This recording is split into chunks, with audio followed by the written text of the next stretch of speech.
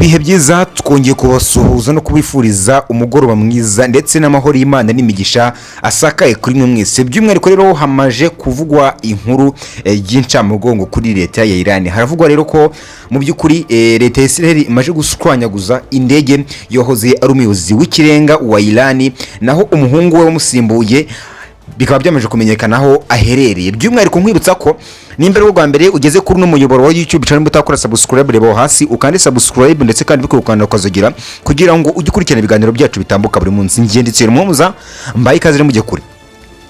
Igisirikare cya Israel kugeza amagingo yanga kikaba kimaje kwemeza ko cyarashe ndetse kandi kigashwanyaguza indege bwite ya Ayatollah Ali Khamenei wahoze ari umuyobozi w'ikirenga wa Iran, mu gihe umuhungu we Mujtaba Khamenei wamusimbuye cyangwa se wimitswe bivugwa yuko aherereye i Moscow mu gihugu cy'Uburusiya aho ari kuvurirwa ibikomere. Amakuru aravuga yuko uno muhungu ameze nabi cyangwa se uno musimbura wa Ayatollah Ali Khamenei.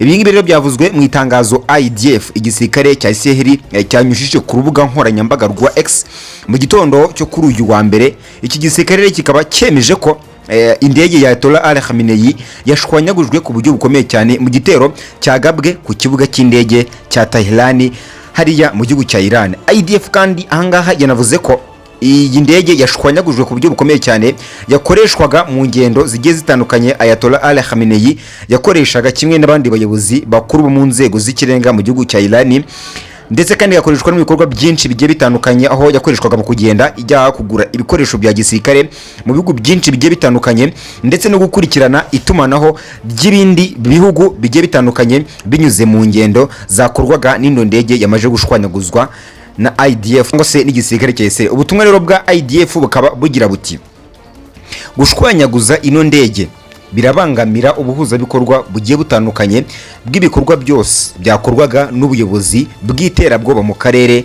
Ibyo byose bigahagarika uruhererekane rw'ibihugu byakurikiranaga hafi ibibera mu gihugu cya Iran binyuze muri ndege, ndetse kandi ibi byose kandi byanakozwe hagamije kongerera imbaraga ndetse n'ubushobozi igisirikare cya IDF ndetse no gufasha ubuyobozi kongera kwisuganya. Ayo ngiryo rero ni itangazo ryashyizwe hanze n'igisirikare cya Israel IDF kivuga uburyo cyashwanyaguje indege ya Ayatollah Ali Khamenei. By'umwihariko rero hari andi makuru kandi avuga ko umuyobozi w'ikirenga mushya wa Iran Mujtaba Khamenei mu by'ukuri yuko aherereye i Moscow mu gihugu cy'Uburusiya nk'uko twababwiye haruguru, akaba rero arimo guhabwa ubuvuzi bw'ibanze ku bikomere yasigiwe n'igitero cyahitanye umubyeyi we Ayatollah Ali Khamenei bikozwe na Leta Zunze Ubumwe za Amerika ndetse na Israel. By'umwihariko rero Mujtaba w'imyaka 56 y'amavuko wasimbuye Ali Khamenei nk'uko byatangajwe ku itariki 28 Gashyantare, ariko kuva icyo gihe ntaragaragara cyangwa se ntaraboneka mu ruhame,